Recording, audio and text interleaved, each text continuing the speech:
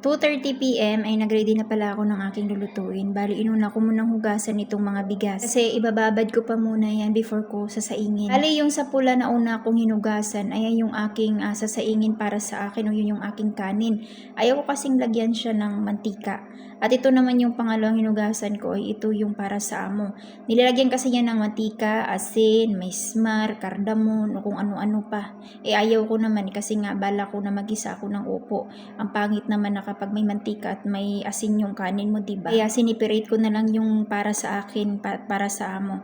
And then, meron leftover kami dito kahapon na hamsa. Ayaw ko namang magsayang ng pagkain today.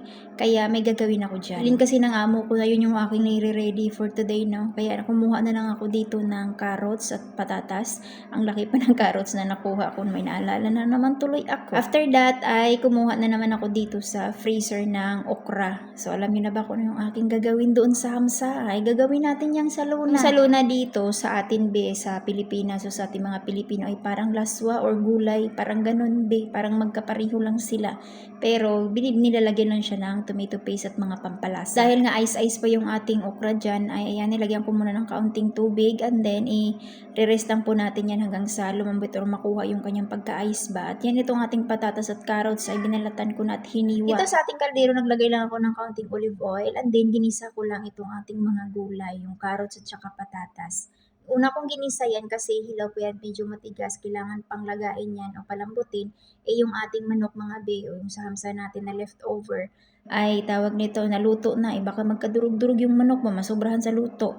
Naglagay lang ako dyan ng kaunting pampalasa, asin, paminta, cumin, coriander powder, and then tawag nito, sweet paprika at itong lemon aswad na powder din. Ginisa-gisa ko lamang muna yung ating mga gulay para naman masarap siya ba. Ayang naman kasi na itapon yung leftover namin kahapon kasi sobrang dami pa. Bawal tayong magtapon ng pagkain at saka matagal naman nilang hindi natikman yung sa luna, and then yun naman ang sabi ng amo ko, nalagyan ng gulay, gagawin natin. So after that, naglagay lang ako dyan ng mainit na tubig para lagain yung ating patatas hanggang sa lumambot. Puro mga 15 minutes o 20 minutes sa pagpalambot ba. Nagdagdag din ako dyan ng isang Knorr chicken cubes para dagdag sa lasa.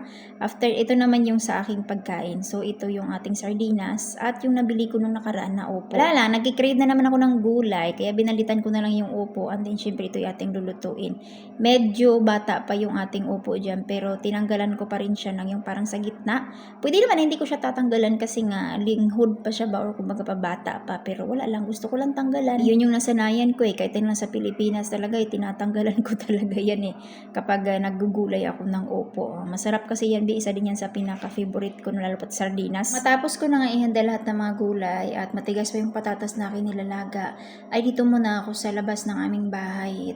Ano ko tong kinukunanan ko ng mga alikabok itong upuan kasi alam niyo naman, everyday kami may mga bisita. Para naman hindi masayang yung aking oras, pwede ko namang iwan yung aking niluluto, kaya dito muna tayo sa labas. Araw-araw ko kasi talaga itong nililinisan kasi yan yung unang makikita ng mga bisita kapag pumupunta dito sa bahay.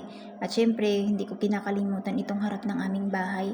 Araw-araw ko din niyang winawalisan. Namang problema yung sa gilid niya, kaya diba naka-bermuda siya pero plastic lang yan. Kaya yung pina-priority ko dyan is yung nasa harap talaga ng bahay namin. Mabuti na nga lamang at medyo winter na ngayon pero hindi pa masyadong malamig, kaya wala masyadong alikabok or hindi masyadong nagsa-sunstorm ba. May mga alikabok pero kunti lang. And then pagkatapos kong walisan ay minamap ko siya para shiny siya ba. Buti na nga lamang start na namatay yung amo ko ay yung ibon namin dyan ay hindi na dyan natutulog. Ewan ko ba kung bakit nasaan na sila, bigla rin silang nawala yung dalawang mag-asawang ibon. Kaya hindi na ako masyadong nahirapan maglinis dyan sa harap ng bahay namin kasi wala lang naninigas na dumi ng ibon. Puro mga alikabok na lang. Tingnan nyo naman, diba, napaka-shiny. Kung walang spike ngayong sinusuot mo dyan, baka ma-slide ka. Dahil matigas pa nga din yung ating patatas dyan, ay dito muna tayo sa malapit sa kusina na magwalis. So araw-araw ko na din winawalisan dyan kasi nga hindi na ako gumagamit ng aircon at every time na nasa kusina ako nagluluto ay ino-open ko na lang yung pintuan. Pero tingnan nyo sa taas, nakikita nyo pa yung pusa dyan. Lagi talagang nakaabang yan kapag ramdam nila na nagbubukas ako ng pinto. Andyan yan lagi nakadungaw. Tapos nagmamiyaw-miyaw, nagpapansin sa akin ba. Tamang-tama na nga lang yan, natapos ko yung aking paglilinis sa labas at malambot na itong ating patatas. Nung malambot na nga yung patatas, nilagay ko na yung leftover na ulam namin kahapon. Ito yung chicken hamsa. Kasi kunting pakulo na lang yan, mga timplahan na lang, no? Kaysa sa naman na itapon mo, 'di ba? Super sayang siya. Kung pwede naman gawan ng paraan para makain ulit, 'di ba? Why not? At favorite din nila yung saluna. Minsan lang naman yan sila kumakain ng saluna. Nagdagdag na nga lamang ako dyan ng tomato paste at tinagdagan ko na din itong lemon aswad para ito yung magpapaasim. Kasi gusto nila sa saluna is maasim yung lasa. Kahit nga nilalagyan ko pa nga yan siya ng pampaasin, ay nako, nagre-request pa din sila binang lemon. Dinagdagan ko na nga lang yung kanilang gulay. Dinagdagan ko siya ng opo. Nakalimutan nga ako, may kalabasa nga akong binili. Dapat dinagdagan ko din ng kalabasa kaso hindi na kaya kasi syempre matigas yung kalabasa, kailangan pang lagain. Nakalimutan ko kasi kaninang isabay din sa patatas ng paglaga. And then, dinagdag ko na din itong ating okra kasi kunting pakulo lang din naman yung okra kasi na-steam na po yan para hindi masyadong lata yung ating okra. Nilipat ko na nga yung kanilang ulam at dito naman nilagay ko naman itong aking paglutuan ng aking ulam.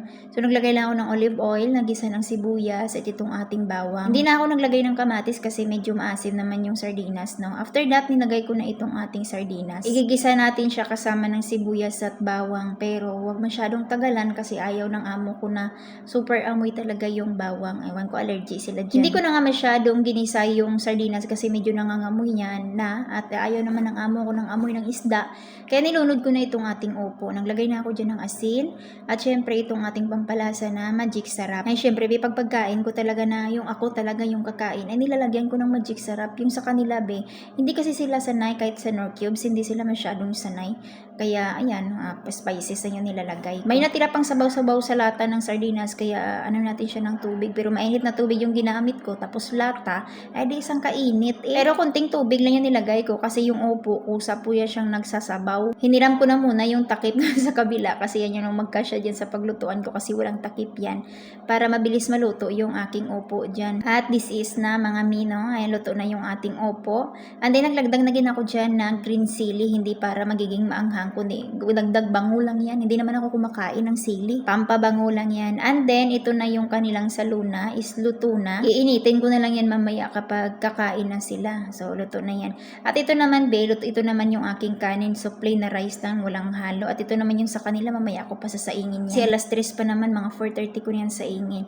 And then after, pinakuluan ko lang pala ng mga siguro 1 minute lang yung aking ginisang upo na may sardinas. And then tinikman, sabi kong okay na, ayan, pinatay ko na yung kanyang apoy. At dahil nga yung matapang yung amoy ng sardinas, hindi pwedeng ilagay lang siya natin dyan sa kusina. Kaya nilagay ko siya dito sa hafida. Hit na hit kasi ng amo kung babae ang amoy ng isda, lalo na yung tuna. Kaya itago muna natin yung ulam.